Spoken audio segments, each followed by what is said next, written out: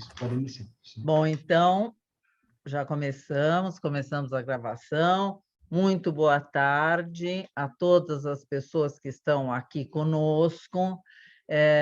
Nós estamos, então, nessa atividade mensal que Diana e eu nos reunimos para organizar e temos conseguido, então, trazer brasilianistas, lusitanistas, de várias partes do mundo, né?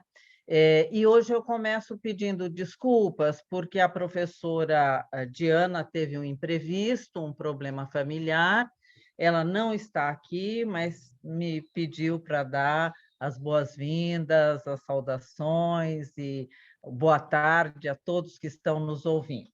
Então, essa atividade é uma atividade do nosso programa de literatura e crítica literária, e tem esse objetivo justamente de trazer brasilianistas e lusitanistas para que nós possamos conhecer as pesquisas. Então, nós já recebemos gente da França, temos hoje uma como espectadora aqui, Jaqueline Panjon, a quem eu agradeço. Já recebemos também pessoas da República Tcheca, então você é a segunda, né, Suzana? Enfim, dos Estados Unidos, de várias partes do mundo, e hoje a gente tem esse grande prazer de receber a Suzana Burianova, que vai, então, nos falar de um tema que é bastante caro, né, para o nosso programa. Nós temos alunos com grupos de pesquisa, que é justamente essa relação entre a literatura e a ditadura. E, às vezes, a gente trabalha um pouquinho essa relação também com o cinema, mesmo com o teatro. Então, é um tema muito importante e agradecemos a você, Suzana, essa disponibilidade, por ter aceitado o convite, por estar conosco. Então, eu vou passar a um resumo muito rápido das atividades da professora. Ela tem muitas coisas, mas eu vou destacar justamente aquilo que demonstra essa fortíssima ligação que ela tem com esse tema e que ela tem com o Brasil também, né?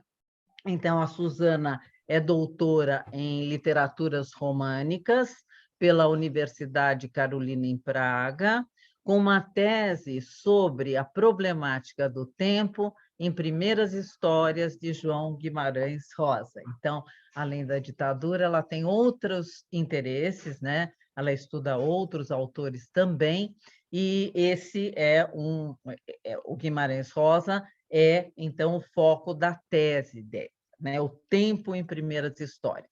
E, desde 1997, a Suzana leciona as disciplinas de literatura brasileira, história do Brasil e literatura portuguesa contemporânea no Departamento de Estudos Românicos da Faculdade de Letras da Universidade de Palaque, em Olomouc.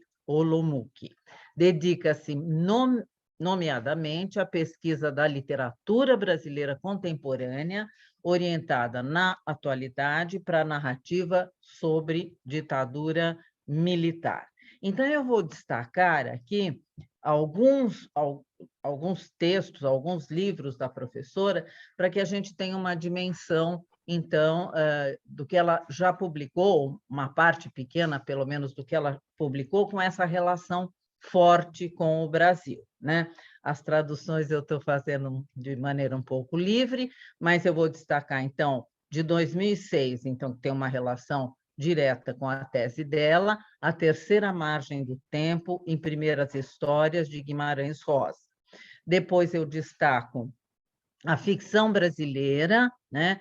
Não só a ficção, mas também o filme. Então, filme e ficção em que ecoam a ditadura militar, né? E, então, ela trabalha também filme, especialmente nesse livro, O que é isso, companheiro? Depois, ela tem um outro livro aí em português, Reflexos da Política Brasileira na Cultura, Linguística e Literatura, que ela fez em cooperação com outras duas pesquisadoras, e destaco ainda essa reflexão do romance contemporâneo sobre a ditadura militar brasileira, aqui também numa tradição livre. E para completar e para mostrar essa relação fortíssima que ela tem com o tema e com o Brasil, né, ela participa de projetos, de grupos de pesquisa, que são grupos internacionais, mas que têm forte ligação com a pesquisa brasileira. Isso em várias universidades. Então, Portugueses de Papel, por exemplo, é um grupo da Universidade de Lisboa, mas que tem também o acordo com a Universidade do Colorado e com a Universidade Federal do Rio de Janeiro, e também com a Sorbonne. Um outro grupo, Violência de Estado e Exílio, Memória e Testemunho, ligado, então, à Universidade Federal de São Paulo, a nossa Unifesp. Tem um laboratório de estudos, ela participa de um laboratório de estudos de resistência e testemunho na Universidade Federal do Sul e Sudeste do Pará. Então, só esse recorte que eu fiz, né, de acordo com a professora também, mostra, então, essa forte relação que ela tem nas produções, nos grupos, com esse tema que nos é tão caro. E ela escolheu, para a conferência de hoje, falar sobre a representação da ditadura militar na obra romanesca de Antônio Calado. Então, eu vou agradecer novamente você, Suzana, essa disponibilidade e dizer que é um prazer muito grande, um prazer do nosso colegiado, né, do nosso curso de mestrado e doutorado, Literatura e Crítica Literária, que você esteja conosco hoje. Então, eu passo a palavra a você, agradecendo também em nome da Diana, que não pôde estar, mas esse evento ele é sempre uma colaboração minha com a Diana, para que a gente possa dar essa visibilidade no Brasil, internacionalmente, aos brasilianistas e lusitanistas. Então, passo a palavra a você, Suzana. Muito boa tarde a todas e todos da República Tcheca, da cidade chamada Olomouc. E eu agradeço muito à professora Beth esta gentil apresentação e também o convite da professora Beth e da professora Diana. É um grande prazer para mim estar aqui com vocês e falar sobre um autor de quem gosto muito, sobre uma temática a qual eu me dedico já há vários anos, depois de navegar um pouco nos mundos esotéricos de Guimarães Rosa, eu mudei completamente de rumo. E, bom, eu vim aqui hoje para falar sobre 3 romances de Antônio Calado, porque são os romances que mais falam sobre a ditadura militar e sobre a luta armada. E eu vou pedir licença para ler muito devagar a minha apresentação, porque como o português não é minha língua nativa, eu me perco facilmente, começo a falar sobre coisas e assim o tempo passa. Então eu vou tentar concentrar-me mesmo naquilo que eu preparei no meu tema. Então, com licença, eu aqui vou compartilhar a minha apresentação. Então, não sei se... Muito bem. Conseguem ver? Perfeitamente, Suzana. Ótimo, obrigada. E ainda vou experimentar se dá para passar as imagens, tá bom? Em um minutinho eu vou só aqui um pouquinho ajeitar as minhas coisas no meu ecrã. Pronto, já vou passar. Pronto. Bom, muito bem. Portanto, todos vocês conhecem o escritor Antônio Calado, cuja obra abrange, além do gênero do romance, ele publicou 9 romances durante a sua vida, também teatro, conto e reportagem. Uma grande parte da sua obra foi dedicada à história recente do país, concretamente ao período da ditadura militar. O autor, desde os seus 20 anos, dedicava-se à profissão jornalística, o que o levou a várias viagens. Durante a Segunda Guerra Mundial, ele vivia na Inglaterra e por algum tempo em Paris. Mais tarde visitou os Estados Unidos, outros países da América do Sul, Cuba e também Vietnã do Norte, na época da Guerra do Vietnã. Calado sempre pertencia aos autores que simpatizavam com a esquerda e expressavam abertamente suas opiniões nos seus textos jornalísticos e literários, porém, sem fazer parte de qualquer partido ou movimento político. As suas atitudes políticas até causaram-lhe 2 detenções a curto prazo. Foi nos anos 65 e 68. A sua carreira literária iniciou-se nos anos 50, quando foram publicados, além das suas obras dramáticas, também 2 romances com a temática religioso-mística. O primeiro foi a Assunção de Salviano, em 54, que retrata o ambiente de lutas camponesas no Nordeste. E o segundo, A Madonna de Cedro, de 57, cujo enredo se desenvolve em Minas Gerais. No decorrer de 2 décadas seguintes, sob a influência de eventos históricos, o autor passava a focalizar-se na prosa politicamente engajada, retratando as mudanças na sociedade brasileira, desde os anos 50 até o declínio da ditadura militar nos anos 80. A obra mais destacada desta fase política da obra do autor tornou-se logo o seu primeiro romance, publicado depois do golpe militar.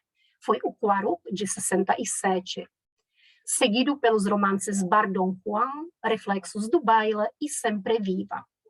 E eu, nesta conferência, vou me dedicar, sobretudo, aos primeiros 3 romances, porque neles também se retrata, podemos dizer, a opinião ou atitude do autor perante a luta armada, que é o tema que me interessa bastante na minha pesquisa sobre os romances que tematizam a ditadura militar. Muito bem.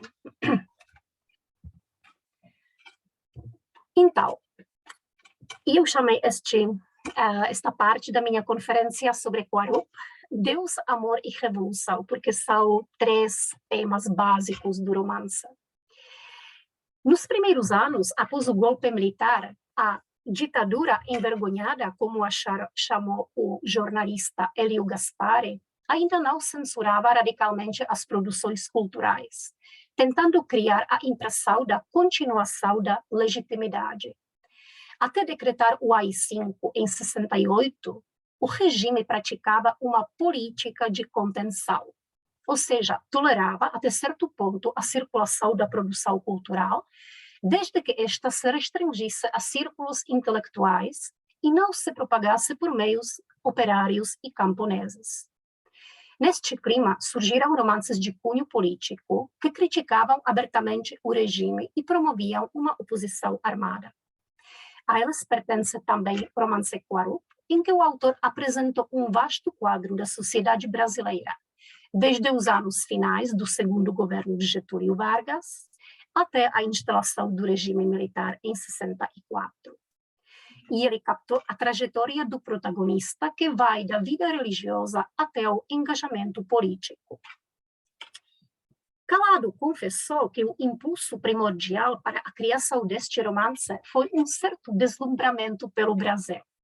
Depois da volta da Inglaterra, ele sentia uma ansiedade de conhecer a variedade geográfica e cultural do país, uma necessidade de arrumar o Brasil na cabeça. Levado sobretudo pelo interesse pelas tribos indígenas selvagens na área da Amazônia, ele até participou da expedição no Xingu, cujo objetivo era procurar as relíquias do explorador britânico Percy Harrison Fawcett, que tinha falecido ali havia uns 30 anos atrás. O resultado desta viagem era, além da sua posterior inspiração literária, uma excelente reportagem, Esqueleto na Lagoa Verde. O título do romance Quarup remete à festa indígena de homenagem aos mortos, que é celebrada pelas tribos indígenas do Xingu, pois um dos eixos temáticos principais do romance é a problemática do índio. Além desta matéria, chama-se a atenção para uma série de outros aspectos da realidade brasileira da época. A personagem central deste vasto romance de 2 volumes, de umas 600 páginas, é o padre católico Nando, jovem idealista, que está a passar por uma transformação complicada da personalidade e da percepção do sentido da sua vida. No romance, relatado na terceira pessoa e dividido em 7 capítulos, observam-se as fases na vida de Nando, relacionadas com a sua estada em diversos lugares do Brasil, na decorrência de uma década, desde 54 até 64. Bom, vou narrar o enredo, embora espero que todos tenham lido, mas só para lembrarmos os eixos básicos, as linhas básicas. Então, o enredo começa no Nordeste, em Pernambuco, onde Nando faz preparativos no mosteiro onde vive para a sua missão entre os índios amazônicos. O seu sonho é construir no Xingu uma comunidade missioneira, parecida com aquela que existia no sul do Brasil na época colonial. Ele entra em contato com o movimento político-social das ligas camponesas por meio de um jovem revolucionário, Lavindo, e sua namorada, Francisca, sem que ele próprio participasse diretamente na atividade política. Durante algum tempo, Nando hesita em começar a sua missão devido ao medo de enfrentar as mulheres indígenas nuas. Após ele romper o celibato com a iniciação sexual com uma amiga, ele finalmente decide partir para o Rio de Janeiro para obter do Serviço de Proteção aos Índios a permissão para entrar no Parque Indígena.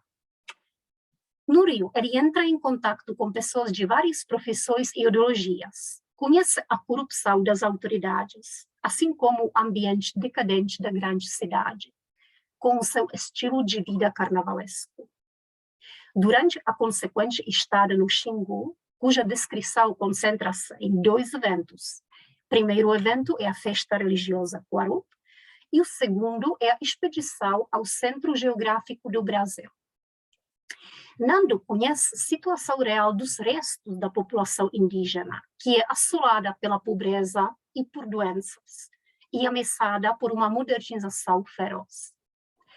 A expedição tragicômica ao centro do país, então tem como consequência o desengano total de Nando no que se refere à salvação da população indígena.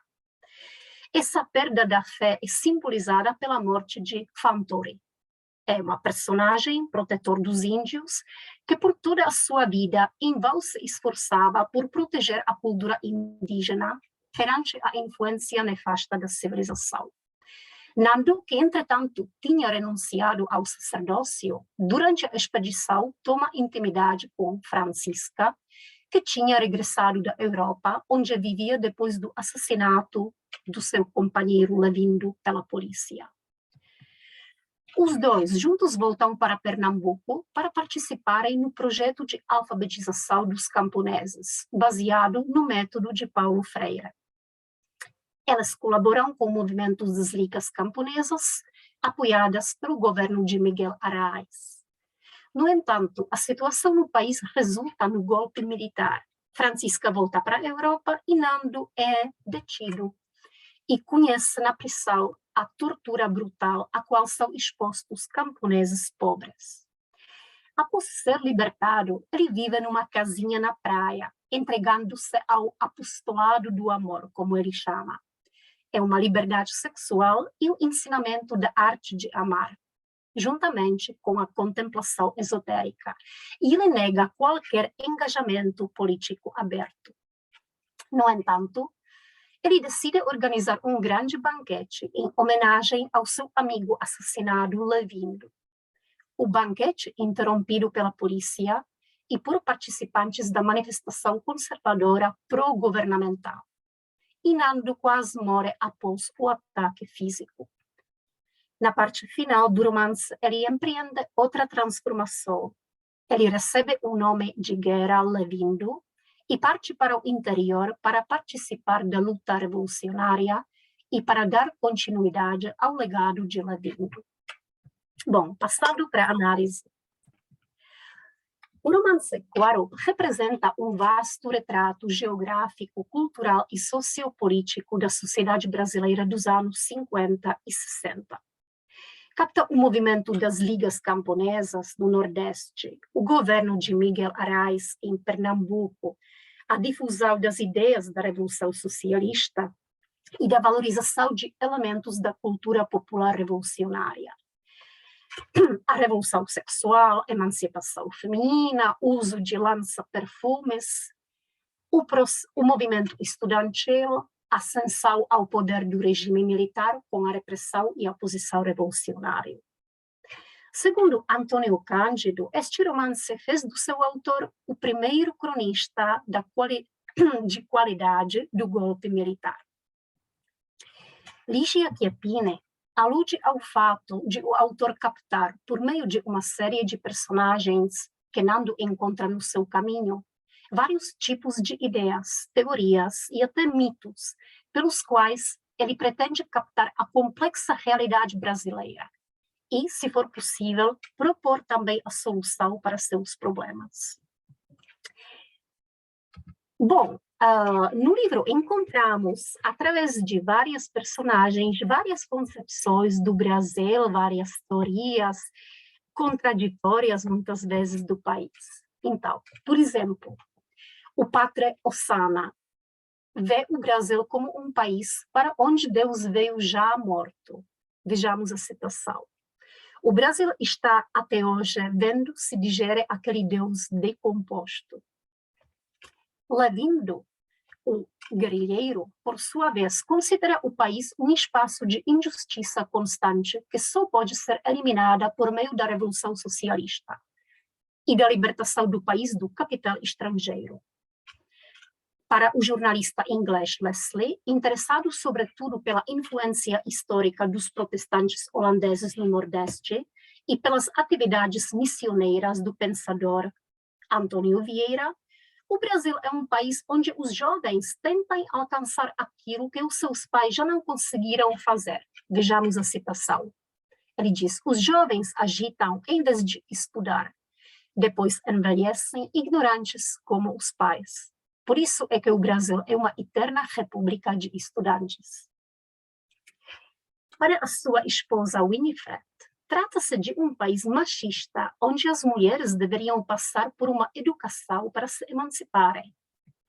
Ramiro, que é um político e representante da elite carioca, possuidor da farmácia antiga e admirador da cultura francesa, ele supõe que o máximo erro cometido pelo seu país era o de trocar a inspiração pelo modelo francês por uma simples imitação servil do modo de viver norte-americano, além de considerar o Brasil um país de doentes. Ele diz: há no Brasil uma vocação para a doença. O Brasil é um grande hospital. Falua, que é jornalista para o diário Folha de Guanabara e propagador de efeitos alucinógenos de lança-perfumes, o Brasil é um país carnavalesco. Ele propõe utilizar o lança-perfumes, o éter, mesmo em escolas, para ensinar aritmética às crianças adormecidas, como ele diz. Fantora, uma personagem inspirada por Cláudio Vilas-Boas, o Estado brasileiro representa o principal inimigo da sua própria população indígena, por ter sido quase dizimada por ele. Lauro, que é outro defensor dos indígenas brasileiros, é um etnólogo e coletor de lendas, ele diz que ele quer um país puramente brasileiro. Temos aqui a citação. E eu quero um Brasil brasileiro de verdade, liderando o mundo, um Brasil nosso, muato. Precisamos interditar a estrangeiros a zona propriamente dita do centro. Então, podemos ver que é um nacionalismo que beira da xenofobia mesmo, né? É um nacionalismo exacerbado demais. Vilar, um engenheiro civil e representante entusiasmado do desenvolvimento e da prosperidade, vê o futuro do país na construção das autoestradas que ligam as diversas regiões. No entanto, ele não admite os riscos que isso poderia trazer à população indígena.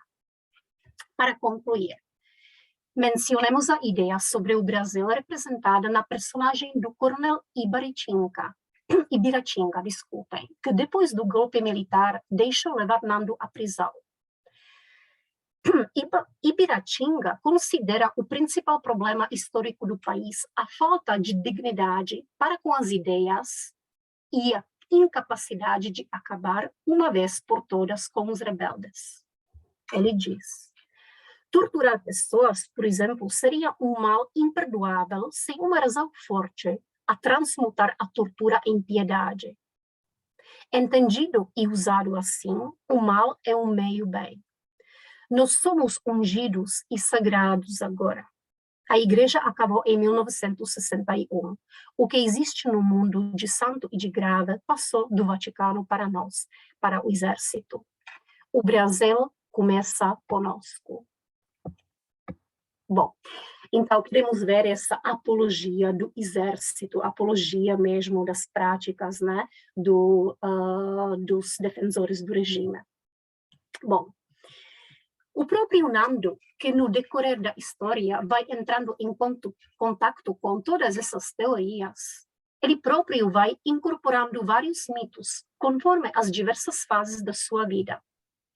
A transformação da sua personagem pode ser caracterizada como passagem desde a existência puramente espiritual e religiosa, passando primeiro pela busca de uma essência original do país, no interior da natureza brasileira, e segundo, pela glorificação de sensualidade e erotismo, até ele chegar a engajamento sociopolítico, a participação no projeto revolucionário.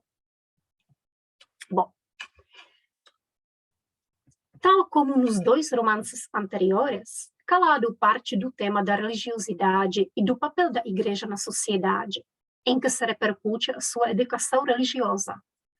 Porém, a adoção final do ideal revolucionário não pode ser interpretada como uma simples rejeição da religião. Sentimos que a sua percepção espiritual da existência acompanham também durante as fases posteriores da sua vida, tal como adverte Ligia Chiappini. Cito: o engajamento político continua sendo um engajamento até certo ponto religioso. Fim da citação. O caminho de Nando também pode representar a transformação da Igreja Católica Brasileira da época, que sob a influência das reformas do Papa João XXIII e dos acontecimentos políticos do início dos anos 60, começou a abrir-se aos problemas sociais e, em muitos casos, a engajar-se. Calado também pronuncia-se a respeito desse engajamento. Podemos ver aqui uma citação da entrevista que Ligia Chiappini fez com o autor, e ele diz o seguinte: a primeira vez que fui ao Nordeste fazer uma reportagem sobre Julião, os padres ainda eram muito ligados ao Senhor do Engenho, como tinha sido desde a colonização do Brasil. Quando voltei em 1963, tinha tanto padre casando, descasando, metido na revolução, era uma coisa absolutamente fantástica, como deu aquela fúria nelas. Claro, pega um momento de divisão de águas, muito importante na relação entre religião e política no Brasil. Diziam que o clero ia se esvaziar, nada disso. Hoje em dia, eles têm um papel muito maior de luta contra as desigualdades e grandes injustiças sociais, para onde canalizaram toda a energia antes reprimida. A transformação final de Nando em revolucionário, então, não significa a rejeição das fases anteriores, mas sim uma síntese dessas fases. Ao mesmo tempo, podemos dizer que todas essas etapas da sua vida têm um denominador comum. É o amor ao ser humano que se expressa por meio de diversas formas. A sua trajetória é, por todo o tempo, regida por uma busca do centro. Ele abandona o mosteiro, o centro da vida eclesiástica, vai para o centro da floresta para encontrar-se com índios que vivem fora da civilização. Esta missão culmina com a expedição para o centro geográfico do Brasil, que devia simbolizar a alma da nação brasileira. Porém, esta expedição não acaba na descoberta de um paraíso perdido no meio da fértil natureza brasileira, habitada por selvagens nobres e belos, mas acaba no encontro com tribos agressivos e dizimados pela fome e pela epidemia de sarampo. No próprio centro da Terra, os participantes da expedição encontram um formigueiro enorme, cujos habitantes devoram tudo ao seu redor. Depois, saindo do centro geográfico da Terra, Nando parte para Pernambuco, que era na época um centro importante do movimento da cultura popular do país. E, finalmente, sendo esse centro dizimado também, Nando parte para o interior do país para encontrar o seu novo centro da vida, que é a Revolução. A síntese de todos esses centros e fases da vida de Nando é representada pela personagem de Francisca, que é ligada com a religiosidade, com a natureza, com o centro da Terra, com o amor físico e com a revolução. Mesmo que nos romances políticos de calado as personagens femininas passem aparentemente para o segundo plano, elas desempenham um papel importante de ajudantes dos protagonistas masculinos. Há uma citação aqui de um teórico. Há mesmo na utopia revolucionária de Calado uma inversão sexual importante, também apontada por Pellegrino, do signo masculino para o signo feminino. A revolução sonhada não é a projetada pelos homens, mas a norteada por uma espécie de matriarcado, de deusa feminina.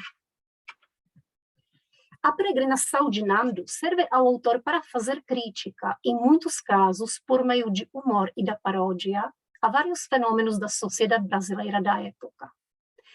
Ele reage criticamente ao reacionarismo da Igreja Católica tradicional, ao clientelismo e à corrupção, futilidade do estilo de vida burguês, devastação do meio ambiente e degradação das populações autóctones, a dependência do país do capital internacional, ao nacionalismo exacerbado, às injustiças social e política, assim como a violência e manipulação por parte do recém-estabelecido regime autoritário. Ao mesmo tempo, podemos dizer que Quarup é uma obra de uma ambivalência saudável. Por um lado, apela-se nela para as reformas sociais radicais. Por outro lado, o autor adverte perante fanatismos. Ele frequentemente atenua vários extremos ideológicos por meio da sátira, para, citando Malcolm Silverman, dissipar a religiosidade mórbida, tensão erótica e intensidade revolucionária. Mesmo que no fim do romance se esboce a visão de um futuro otimista do país, Calado confessou que já durante a finalização desse romance, que foi concluído em 66, quase perdia esperanças quanto à concretização dos planos de transformação do país, devido à marcha da situação política. Esse pessimismo no que se refere ao seu entendimento da utopia revolucionária e do destino do país é depois muito óbvio, é muito evidente nos romances seguintes de que vamos falar, romances que tematizam também a época da ditadura militar. Agora, falando um pouco sobre a recepção deste romance, é muito interessante porque Quarup recebeu uma recepção positiva perante público também não acadêmico, acadêmico também, e alguns o entenderam como uma obra mesmo da época, que retratava o caráter heterogêneo da sociedade brasileira e do seu desenvolvimento das últimas décadas. Por exemplo, a poeta Ferreira Goulart recebeu o Quarup como um verdadeiro romance de revolução brasileira. Ele também teve críticos, tais como Nelson Werneck Sodré ou Paulo Hecker Filho. Eles apontaram para pontos vulneráveis do seu estilo e da sua estrutura, então, sobretudo, para questões estéticas. Essa discordância na recepção do livro reside, segundo Ligia Chiappine, também no horizonte de expectativas. Porque ela diz, não vou citar aqui toda a citação, mas as pessoas que cobravam a coerência, ou aquelas que comprovavam essa coerência do romance, tinham como ponto de referência um modelo narrativo totalizador do romance realista, romance do estilo de Lucas promovia. E romance que expressava uma visão harmônica da nacionalidade, isso Cuarón, na verdade, não é. Calado, na verdade, subverte o conceito de Alencar da unidade nacional e da integração harmônica dos fenômenos discrepantes de culturas e etnias. De forma semelhante, como, por exemplo, Darcy Ribeiro, em Cuarón, o Brasil se mostra como um país de dois mundos totalmente diferentes. O da cultura indígena do interior e o da cultura branca do litoral. Além de ser um país de um herói sem nenhum caráter, citando Mário de Andrade, quer dizer um país de muitas fases que resiste a uma interpretação fácil. E, na minha opinião, para finalizar esta análise do romance, é justamente a ambivalência ideológica desse livro, juntamente com um certo ceticismo em relação a grandes projetos utópicos, que fazem dele, apesar da sua historicidade acentuada, uma obra capaz de interessar, de atrair também o leitor atual. Muito bem. Passando para o segundo romance, terei que encurtar um pouco minha fala. Então, aqui tenho uma citação do romance Bardon João, ou Dom Juan. Pode-se extrair uma revolução de uma bagunça? Bom, durante os anos de chumbo, cuja produção artística foi chamada pelo crítico Renato Franco de a cultura da derrota, aparecem textos que exprimem uma forte desilusão em relação ao ideal revolucionário.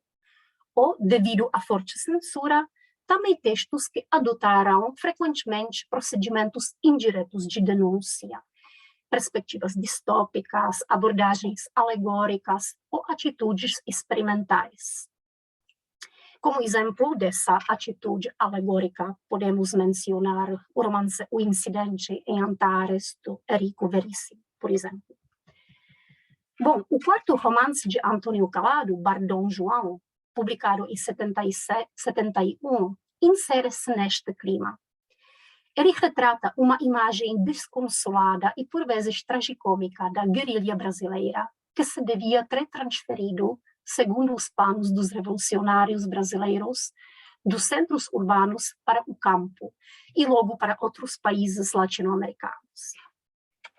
No romance apresenta-se um grupo de amigos, adeptos da Revolução, que costumam encontrar-se num bar chamado Dom João, no bairro Leblon do Rio de Janeiro, preparando-se para a viagem para Mato Grosso e logo para Bolívia, onde se querem juntar ao grupo de guerrilha liderado por Che Guevara, que, seguindo o modelo cubano, pretendia acender focos revolucionários em outros países latino-americanos. Cria-se, porém, uma discrepância entre a grande missão que o grupo dos amigos tem por realizar e o estilo de vida boêmio que eles levam, cheio de festas, aventuras amorosas, discussões teóricas sobre a Revolução. O foco de atenção do narrador está dirigido, sobretudo, para o casal João e Laura, que tentam recuperar-se do recém-vivenciado trauma da detenção. Paralelamente com cenas do ambiente carioca, descrevem-se outras cenas, ocorridas no centro-oeste brasileiro, onde reside outro grupo de guerrilha que está à espera das ordens relativas à ação revolucionária. Aqui também reside Gil, escritor que tinha discordado do projeto da Revolução para se dedicar somente à escritura, à literatura, e que é mais tarde acompanhado pela sua ex-namorada Mariana, que vem juntar-se a ele do Rio. O terceiro espaço captado no romance é a selvagem natureza boliviana, lugar de peregrinação do grupo de Che Guevara, que em vão tenta atrair camponeses bolivianos a ideia da revolução. O grupo carioca finalmente chega à cidade de Corumbá, em Mato Grosso, e está prestes a ultrapassar o rio e a chegar à Bolívia. No entanto, sofre uma grande derrota pela polícia e uma maioria dos membros morre, incluindo João. Ao mesmo tempo, é dizimado pelo exército boliviano o grupo de Che Guevara. Mariana, grávida, abandona a sua vida cômoda com Gil na fazenda em Mato Grosso e volta com alguns amigos para o Rio. No entanto, durante o voo, o piloto está sendo forçado por um dos ativistas militantes a desviar o avião rumo para Cuba. Laura, a companheira de João, seu companheiro assassinado, conseguiu sobreviver ao ataque da polícia e também à seguinte prisão, volta para o Rio para tentar recomeçar a sua vida. Bom, isso foi o enredo. Então, tal como no seu prévio romance, também neste, o autor esforça-se por captar o retrato da sociedade brasileira, mesmo que observada pela ótica muito mais estreita. Ele reduz a extensão temporal e espacial e focaliza-se em um número muito menor de personagens e uma série apenas de episódios significativos. É um livro fino. De novo sobressai o seu talento de retratar uma variedade de tipos sociais e psicológicos por meio de trechos de conversas, gestos, insinuações. No entanto, ele não chega a uma individualização de personagens, sendo retratado só em alguns casos um certo desenvolvimento de suas personalidades. Apesar de serem destacados no grupo carioca o casal João e Laura, e no grupo mato-grossense Gil e Mariana, podemos dizer que, tal como no seu romance seguinte, Reflexos do Baile, o autor dá importância mais ou menos igual a todas as personagens. Não encontramos na obra um protagonista central tipo Nando, que passasse por várias etapas de sua vida. E também a estrutura do livro é muito mais fragmentária. Isso é uma inovação bastante forte na obra do autor, essa fragmentação que se vai aumentando. O autor usa procedimentos cinematográficos e jornalísticos, alterna em sucessão rápida cenas diversas, ocorridas em vários espaços, e usa abundantemente cenas dialogadas. Enquanto que no caso de Poirot, o autor aponta para uma série de problemas nacionais, chegando a uma esperança de serem resolvidos por meio de transformação revolucionária, o romance Bar Dom João, lançado 4 anos mais tarde, é muito mais penetrado pelo sentimento da derrota inevitável e do vazio. A revolução aqui permanece, apesar dos planos da esquerda boêmia e das suas discussões sem fim, apenas no espaço utópico, teórico, sem ser levada a fim. O autor capta, por um lado, a repressão estabelecida depois do golpe, que impossibilitava, na verdade, qualquer reação da parte da oposição, mas também sublinha a incapacidade das classes democráticas de enfrentarem a situação.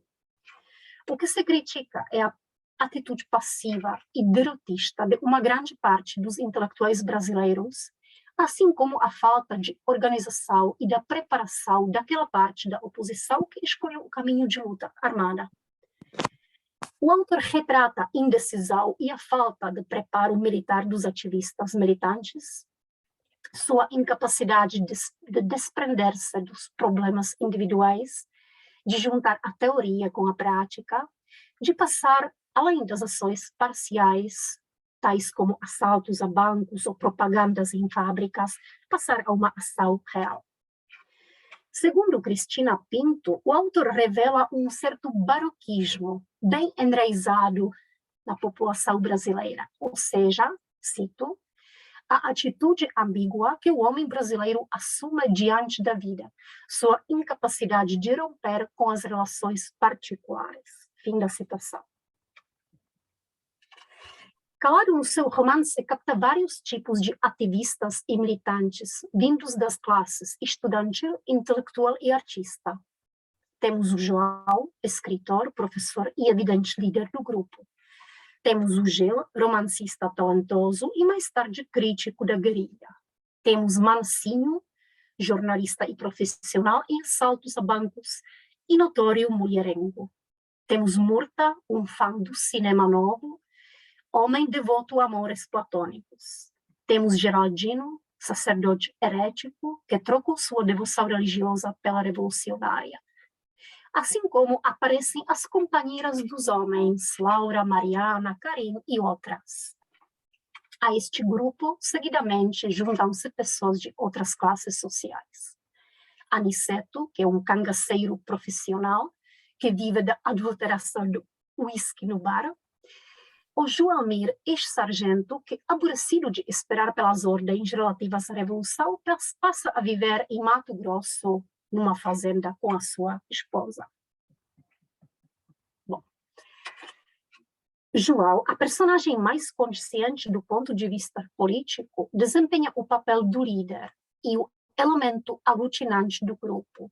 Ele permanece plenamente devoto às ideias da Revolução, apesar de ter sido 3 vezes detido e sujeito à tortura.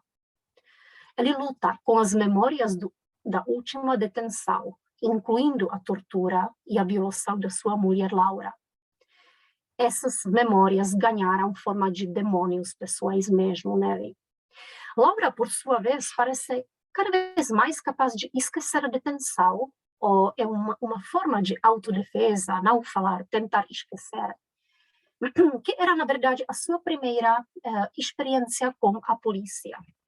Bom, temos aqui a citação que eu chamei Laurinha e a sua atitude à revolução antes da detenção. Porque João diz sobre Laurinha o seguinte: quase apostava, enquanto os tiras revolviam papéis, olhavam atrás dos quadros e recolhiam livros para levar, que Laurinha se sentia exaltada, com uma pontinha de medo, talvez, mas feliz.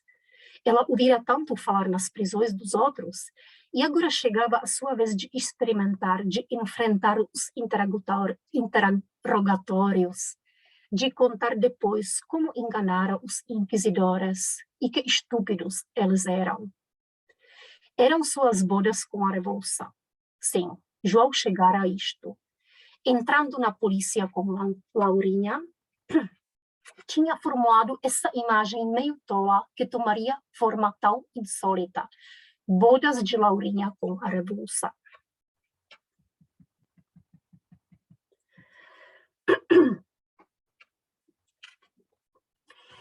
Agora, passado este trauma, João está no beco sem saída. Por um lado, ele deseja esquecer tudo para viver a sua vida. Por outro lado, sabendo que para poder vingar-se, o esquecimento é impossível, ele tenta encontrar uma solução entre esse dilema. Porém, a sua capacidade de distinção entre o bem, o bom e o mal fica num impasse. No momento quando ele avista o torturador de Laura, ele encontra o torturador num bar, cujo nome é, ironicamente, Salvador. E depois ele vê o torturador que ele segue no meio familiar, com a sua esposa e filho.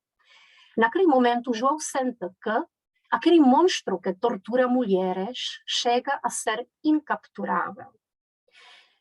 João vincula-se ainda mais à ideia da revolução, que ganha a forma, por um lado, da sua utopia individual e, por outro lado, de uma autodefesa que o ajuda a viver. A personagem de Laura, do mesmo modo, é caracterizada desde o início por meio da sua relação com João. Porém, a diferença dela, o sofrimento passado durante a sua detenção, desestabilizou a sua fé na revolução, que era mais o fruto do seu amor por João que da sua própria convicção política. Bom, então, aqui temos a expressão de relação da Laura depois dessa detenção.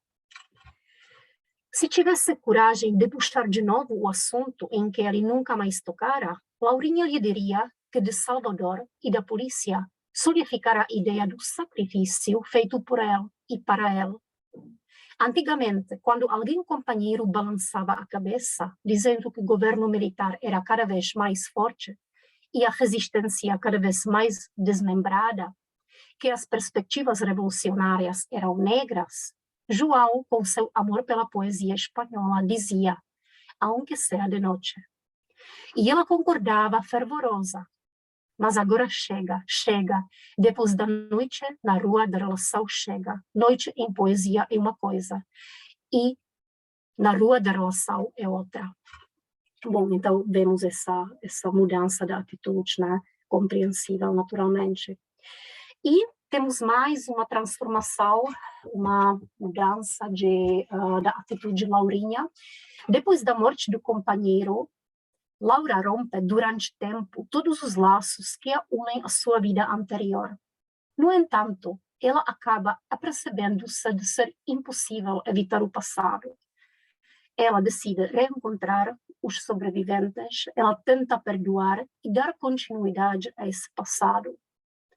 Havia poucos sobreviventes do grupo dos seus amigos, cujo destino foi, na verdade, o símbolo de toda a geração.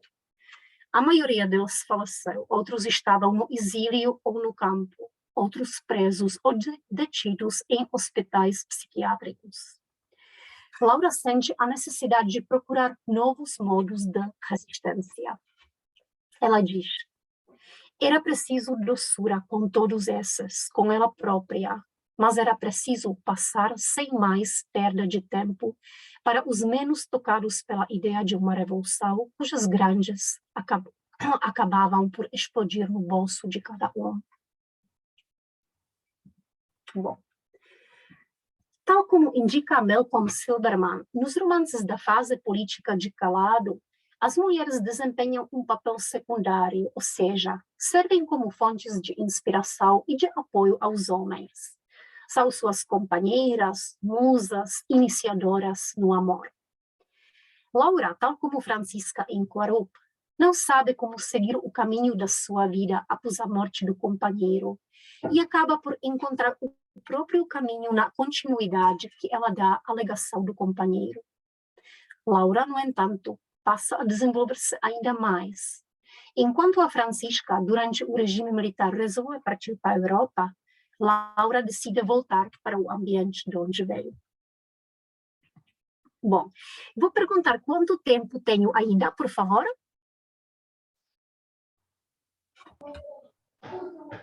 Eu tenho mais alguns minutos ainda, professora. Tá bem. Então, terei que saltar por cima de algum texto e vou logo entrar para apresentar breve esse terceiro romance de que queria falar e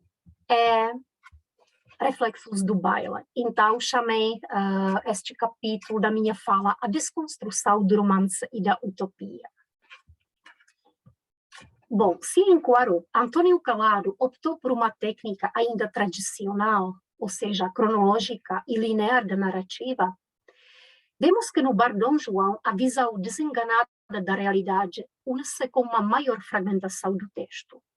O processo da desintegração estrutural depois atinge o seu grau máximo no romance seguinte, Reflexos do Baile, no qual ele novamente aborda o tema do fracasso da oposição militante contra a ditadura no Brasil.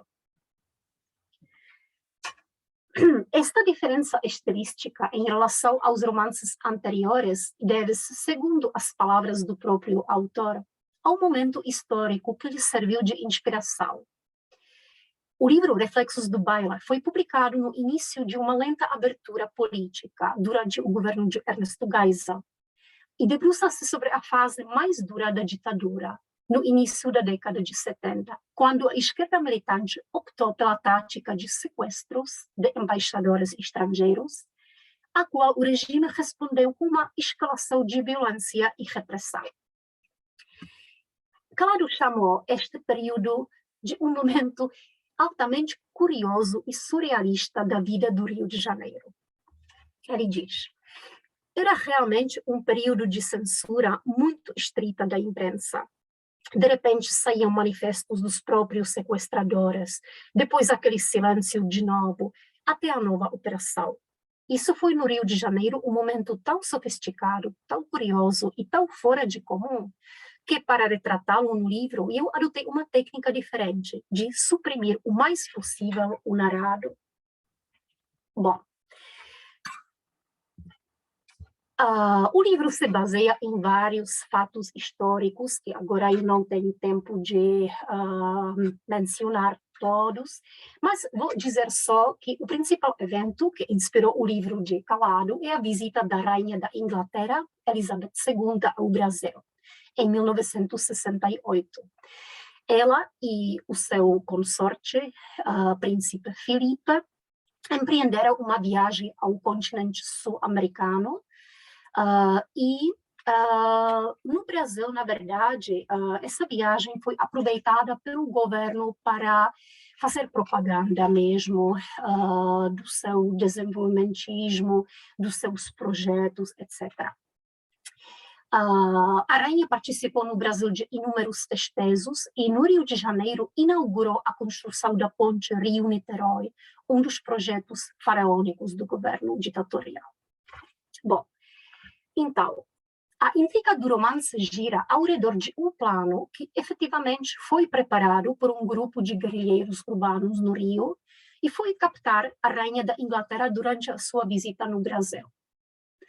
No romance de Calado, o sequestro da rainha e de outros embaixadores seria realizado durante um baile na embaixada da Inglaterra, no Rio de Janeiro. Bom, e toda essa história tem a ver com simplesmente esse plano do sequestro da rainha que fracassa, e também esse sequestro, na verdade, simboliza toda essa luta armada que é derrotada. E a derrota aqui é muito mais, podemos dizer, cômica, tragicômica ainda do que em Bar Dom João. Portanto, essa desintegração da luta armada, aqui também simbolizada pela desintegração, fragmentação da narrativa, chega ao ponto máximo mesmo. Só para dizer, para um pouco resumir tudo, o livro tem 147 fragmentos e representa um mosaico, podemos dizer, quebra-cabeças mesmo. É feito de trechos de cartas e diários, e nós não sabemos muito bem quem são os autores desses trechos. Nós só conhecemos os destinatários e temos que, mais ou menos,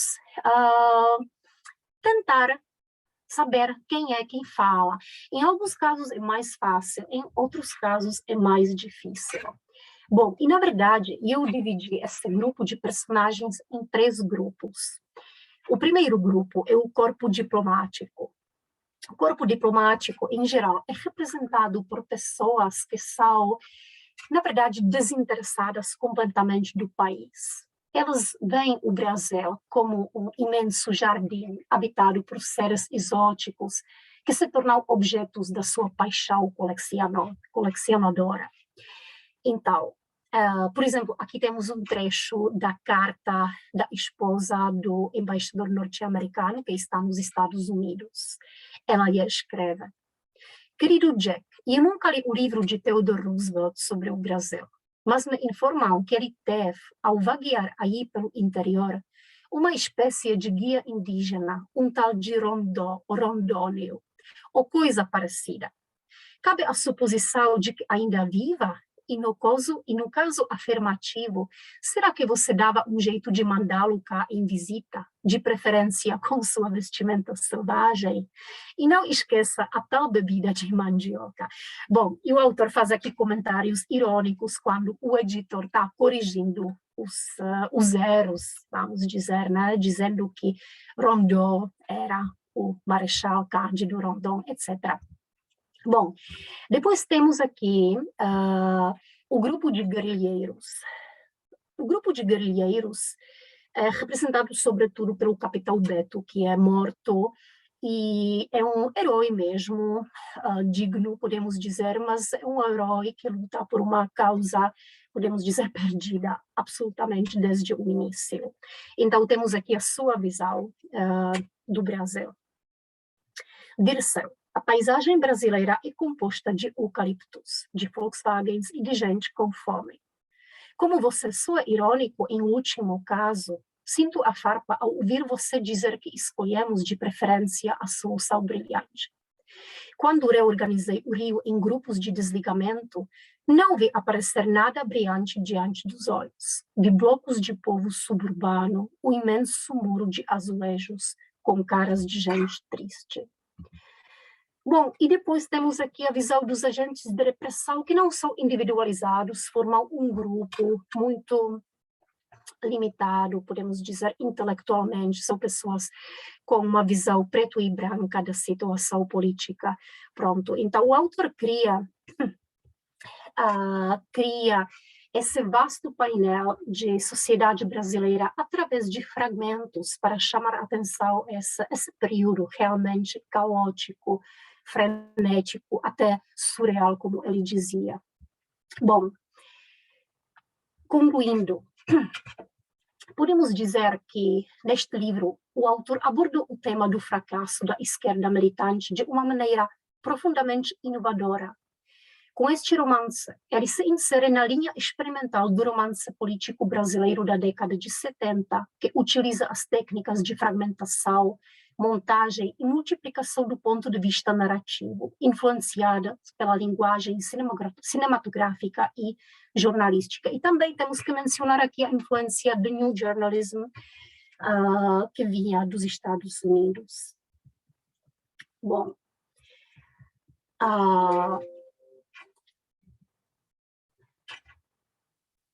aproveitando-se de tais processos de desconstrução narrativa, assim como de humor negro e da paródia, Antônio Calado conseguiu criar um retrato mordaz e inquietante tanto da desintegração da esquerda brasileira e das suas utopias revolucionárias, quanto do alinhamento e egoísmo da elite nacional, juntamente com a violência brutal da repressão do regime. Embora não se trate, na minha opinião, do melhor romance do autor, devido justamente à sua grande dispersão e ao hermetismo que dificultam a sua recepção perante o leitor, é uma obra que ganha justamente pelas suas falhas.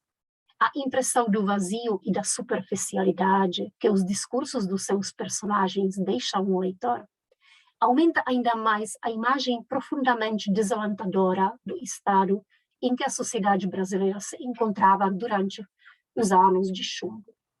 Bom, finalizando a minha fala, depois o autor publicou ainda mais um romance, em 81, Sempre Viva, que retrata, podemos dizer, a vinda de uma pessoa do estrangeiro, um exilado, que tenta vingar-se da morte da sua esposa. Portanto, o tema da ditadura continua aqui, embora não seja assim o tema da luta armada e da visão do autor sobre a luta armada, que não existia mais, né? Portanto, eu não abordei esse romance. Após o fim da ditadura, o autor permaneceu fiel aos seus ideais de esquerda e continuava a ser um dos principais críticos dos acontecimentos no país. Ele apontava, sobretudo, para a dependência do país, do capital externo, e para o fato de que as pessoas responsáveis pela repressão durante o regime militar continuavam no poder. Então, em 94, quando ele foi perguntado se tinha tirado alguma lição das suas experiências das detenções, da prisão, ele diz ceticamente: a única lição foi achar que as pessoas que nos prenderam na ocasião não estariam hoje em dia ditando regras na política. Acho isso ofensivo. Acho um absurdo que o país tolere isso como a coisa mais natural do mundo. Que país sem memória, sem vergonha na cara. Bom, então é tudo. Muito obrigada pela atenção e cumprimentos da cidade de Olomouc. Bom, muitíssimo obrigado. Desculpe que ultrapassei o tempo, é sempre o meu problema. Não, pouquíssimo. Não, mas olha, quero agradecer em meu nome, e acredito que de todas as pessoas aqui, essa possibilidade que nós tivemos, essa sua escolha de trazer o Calado, né, através de vários romances em que a gente vai vendo as mudanças, mas em que esse seu final também, essa sua citação final dele, ele falando, parece que ele está falando hoje, né? E não em 1994. Então, eu acho que você trouxe questões assim de pessoas que viviam aquele momento, de escritores, de intelectuais, né? E da própria literatura, buscando. Então, o Calado é um exemplo muito bom. Você sai do Quarupi, né? E você foi nos mostrando esses retratos, a tendência de tentar ver como era o Brasil em suas faces todas e como isso, a literatura vai perseguindo isso e nós vamos enxergando coisas. Eu vi uma fala da Anita aqui, né? A Anita Maluf, a nossa colega, que diz: muito obrigada, professora, por essa pesquisa tão interessante sobre o Calado. Né? Eu acho que eu estou lendo o Darlete, mas tem uma fala da Anita, que da Lete ótimo também, mas tem uma fala da Anita que ela diz assim, é bem a Anita falando, a poeta, só um comentário mesmo sobre a atualidade dos retratos do país e agradecer a sua fala. Então, é a Anita Maluf, a nossa colega. Realmente, quer dizer, quando a gente olha, como você foi nos trazendo, a questão dos indígenas, questão da tortura, que hoje não, né? O que se diz hoje no Brasil sobre isso, eu acho que foi muito bom, porque nós estamos num momento em que a gente está estudando uma nova geração de escritores, né? Excelentes também, lidando com a memória, com todos esses problemas. Mas quando a gente olha a maneira que você trouxe o Calado, né? Como o Calado vê isso, a gente entende, né? Aquela literatura, todas as dificuldades, e não é de falar sobre, é como falar, né? Do como trazer isso estética e literariamente. Eu acho que eu tenho uma pergunta do Leonardo Claudiano, que é um aluno de História, mas que também faz cursos conosco, que está dentro de um grupo que estuda também essa relação literatura e ditadura, e ele pergunta o seguinte, ele diz, muito bom, professora Suzana, obrigado pela fala, como você chegou, como seu interesse foi despertado pela literatura brasileira nesse diálogo com a ditadura? Essa é a pergunta. Sim, muito obrigada pela pergunta. E eu vou confessar mesmo, né? Uma coisa muito pessoal, como tudo começou, quando em 98 cheguei pela primeira vez ao Brasil, ainda estudante de doutorado, conhecendo muito pouco sobre o Brasil. Então, fiquei apaixonada estava na Bahia, fiquei apaixonada pela doçura, pela abertura das pessoas, pela sua gentileza, né? Pelo povo. Claro, natureza é linda, todos sabemos, mas fiquei realmente muito impressionada pelo povo. Depois, começando a ler notícias do jornal, começando a ler história, descobri que há tanta violência no Brasil. Agora, violência da rua, violência ligada à injustiça social. E depois comecei a pesquisar história e, claro que sabia da ditadura militar no Brasil e em outros países latino-americanos, mas entrei em detalhes. E agora fiquei assim, é uma coisa muito pessoal. Pensei, nossa, como essa violência que está presente aqui, estava presente no passado, como é que se conjuga com essa doçura que eu sinto, com esse povo maravilhoso, como é possível? Aí eu comecei a estudar, ler os livros, pensava que os livros me dessem alguma resposta, e aí comecei a também ficar muito interessada na questão da luta armada, porque tinha aqui um grupo de pessoas idealistas que tiveram uma coragem incrível, embora cometessem atos mesmo loucos, né? Também atos violentos, atos muito ambivalentes do ponto de vista de hoje, de serem julgados, mas era um grupo de pessoas que tinham essa coragem, pequeno grupo da grande sociedade brasileira, de enfrentar essa ditadura. Foram derrotados, absolutamente, né? Então, e agora, no presente, quando comecei a falar sobre essa questão da luta armada, eu tinha a impressão, na década de 90 e mais tarde, que ninguém queria falar muito. ninguém queria tocar no assunto. Eu sentia que era uma coisa muito não resolvida na mente das pessoas. E continuei pesquisando. Aí tentei dar a resposta como as pessoas hoje em dia, como na época, viam a luta armada, os intelectuais, como haviam depois da ditadura, quando a luta armada foi derrotada, como vai haver hoje em dia.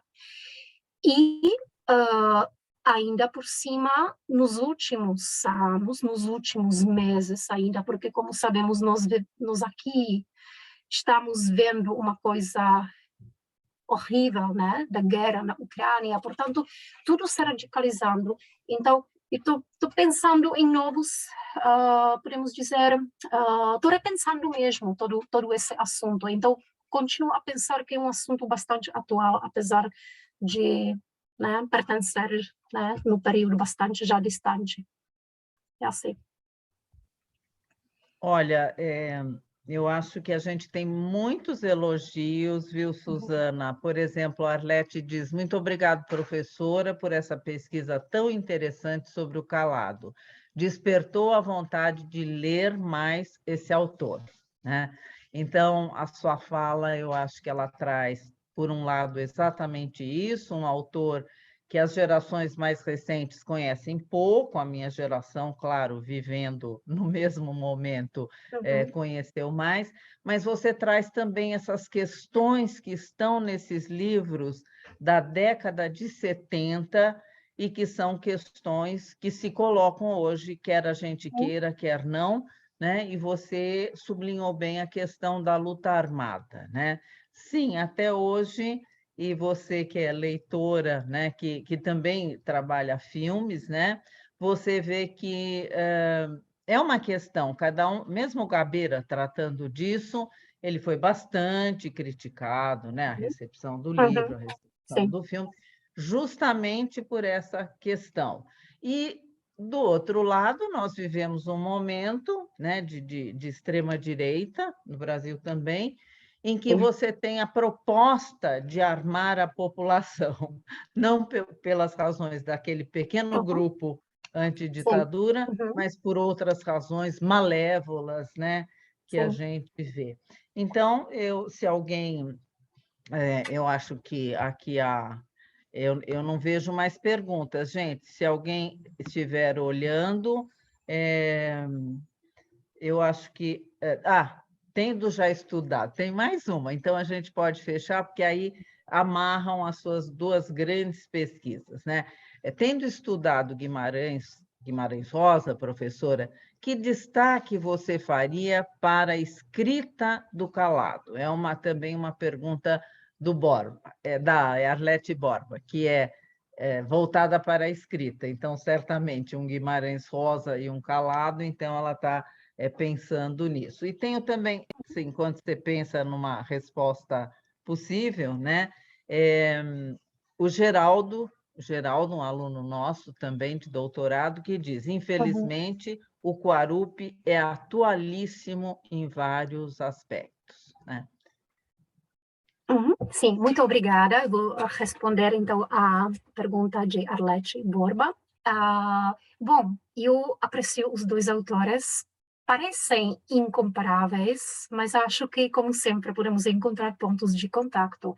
Quando eu estudei Guimarães Rosa, fiquei muito seduzida, talvez pela juventude, pelo aspecto um pouco esotérico, místico. Por isso pesquisei a questão do tempo em primeiras histórias, questão da atemporalidade dessas histórias universais, pesquisei Plotino, pesquisei essa questão um pouco esotérica. E depois li várias críticas também a essa linha de pesquisa, não críticas, mas pessoas chamando atenção, entre elas também Antônio Cândido, dizendo: não se esqueçam que Guimarães Rosa é também um grande crítico da injustiça no sertão. Ele fala sobre uma região concreta, num tempo determinado, quando havia injustiça. E eu me apercebi de que realmente era uma dimensão de que eu esqueci um pouquinho e que era muito importante em Guimarães Rosa. Bom, em Calado, apesar de ser uma pessoa muito voltada para a espiritualidade, isso se mostra sobretudo nos seus primeiros livros, então podemos ver essa maneira muito mais explícita, imediata de trabalhar a injustiça, de trabalhar a realidade. Então, para mim, depois de Guimarães Rosa, então foi uma passagem quase natural, né? Precisava um pouco descansar daquela dimensão mística e passar para a realidade concreta. Então, aprecio os dois autores e vejo certos pontos de contato entre eles também. Susana, muito obrigada. Eu vou terminar com a Amanda Lacerda. A Amanda também é uma aluna nossa que acabou de defender o seu mestrado, né, brilhantemente.